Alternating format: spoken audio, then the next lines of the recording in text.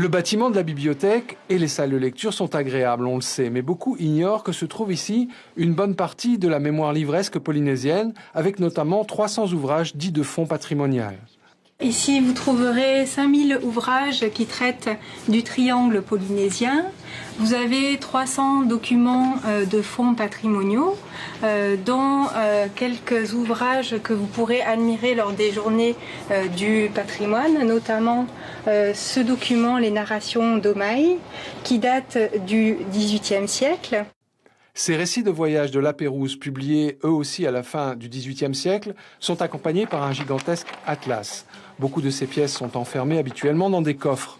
Le reste des 5000 ouvrages est conservé par une température constante de 20 degrés avec moins de 50% d'humidité, histoire d'éviter les moisissures et autres détériorations de papier vieux parfois de 2 siècles. Mais tous ces livres sont consultables à des conditions précises.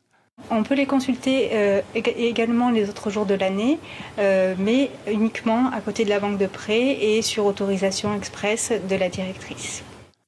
Vous pourrez par exemple découvrir ces clichés avant et pendant la construction de l'aéroport de Faa au début des années 60. Des ouvrages qui constituent la mémoire du pays.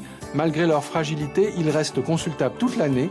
Une liste existe. Il faut ensuite en faire la demande officiellement.